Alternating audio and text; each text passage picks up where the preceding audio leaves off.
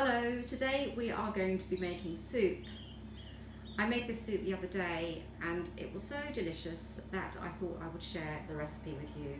It is a red lentil and quinoa soup, and it uses a combination of some fresh ingredients and also some store-covered ingredients.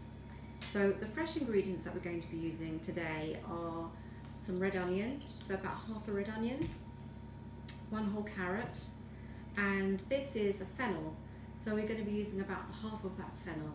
But if you can't find fennel, you don't have it, you can also use celery, so one stick of celery is fine. We're also going to be using a bay leaf for some flavour, and some vegetable stock, a little bit of olive oil, some smoked paprika or ordinary paprika, tomato puree, some red lentils, hence the name red lentil and quinoa soup, and some quinoa. Now quinoa is a really good source of protein as well as being a carbohydrate. It's not strictly speaking a grain, it's a seed, but it's a really nice texture in soups, and it makes a change from using the usual kind of carbohydrate basis that we have in our food. So the utensils that we're going to be using today are a weighing scale, a chopping board, a knife, a measuring jug, and I find this very useful just to have a bowl with a sieve on.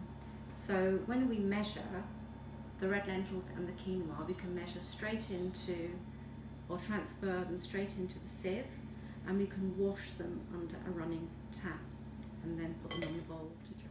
So I've just put my bowl and my sieve on top of my weighing scale and I've calibrated it to 0. Now I'm going to measure out my red lentils, and I need 50 grams of red lentils. So if you want to make more soup, you just double everything that I have in this recipe. If you want to do this with a spoon, you can, so that you don't go too much over. So that's 50 grams of red lentils. And this will take it up to 100. So it's another 50 grams of quinoa.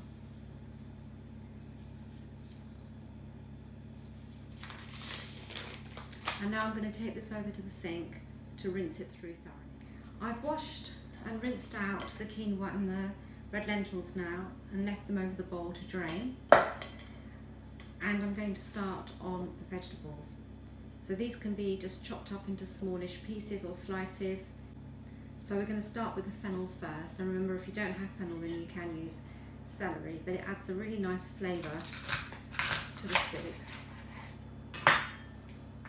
I only need about half of this, and I'm going to chop that little bit off at the end, which I don't need. And I'm always telling you to make sure that you have a little bowl to put your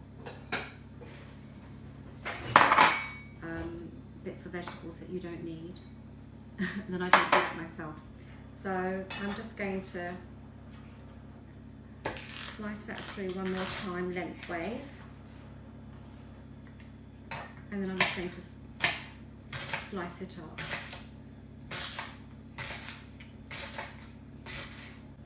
The fennel has been chopped up. I'm going to transfer that into a bowl. And then I'm going to start on the carrot. So you can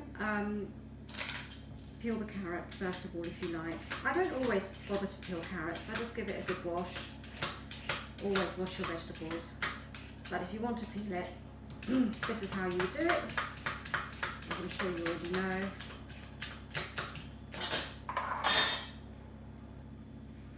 Put all your peelings into the bowl.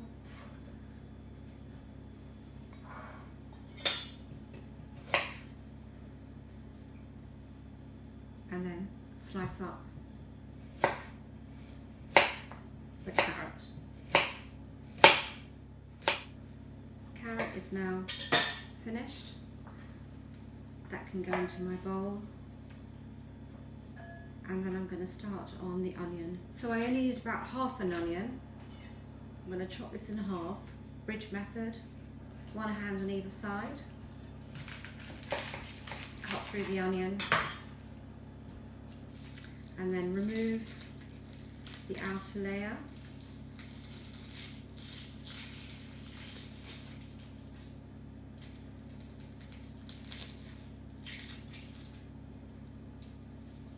You don't have to slice this up in any particular way. You can chop it, you can slice it. Again, if you need help using a knife,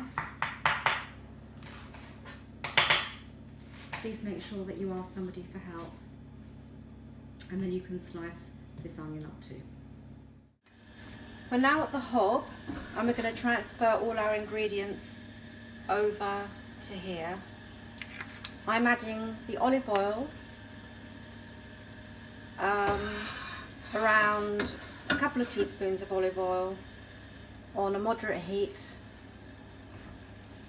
I'm going to wait for that olive oil to warm up.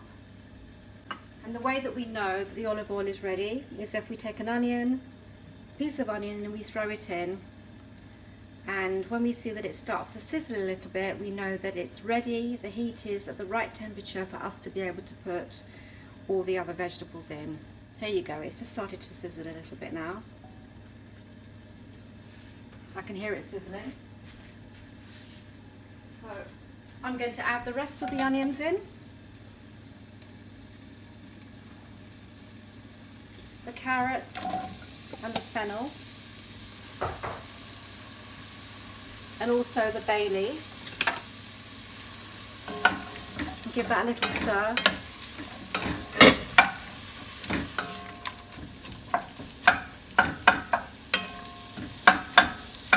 Mash all those onions up, they're all sticking together. And we're going to leave that and stir it occasionally for about 5 or 10 minutes until the vegetables are nice and soft, or got a little bit softer, and they've got a little bit of colour to them. But we don't want them to be too brown and certainly not burnt. So we need to keep an eye on it. We'll come back to that in a few minutes. So everything looks a little bit more golden brown in colour.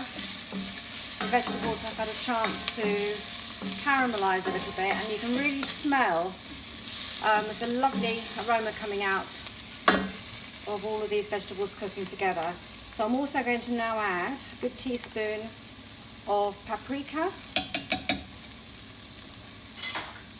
and a good squeeze of tomato puree. I'm not going to be too fussy about how much tomato puree goes in. I always like using quite a lot, so yeah, just call it a good squeeze.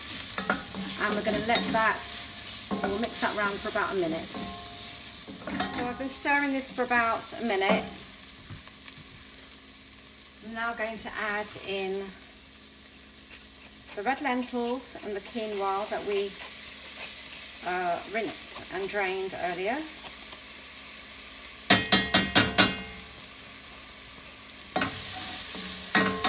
Mix that around.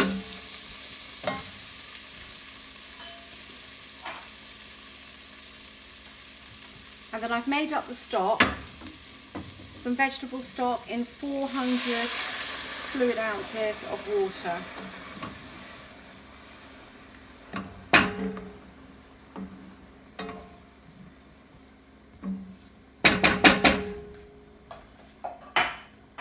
We're just going to bring this to the boil and then reduce it to a simmer, put the lid on, and leave it for about 20 minutes, and the soup should be done. Now, if we find that it's a little bit too thick, you can always thin it with some more water, but we'll come back to it in about 20 minutes. And my soup seems to be getting a little bit dry, so I'm going to add a bit more water to it.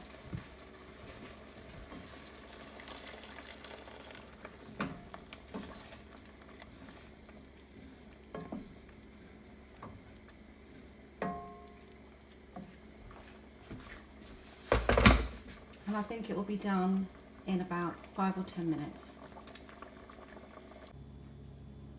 So here is the final soup. I have seasoned it with some salt, and you know, you can season according to your own taste. If you want to add a little bit more paprika, if you want to add some black pepper, if you want to add a little spoonful of yogurt on the top and some fresh herbs, you can do that.